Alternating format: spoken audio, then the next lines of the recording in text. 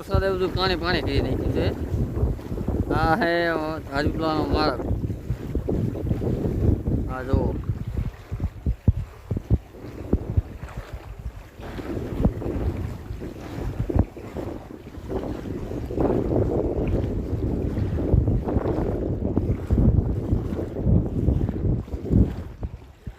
સ્નાન કરે છે પાણી.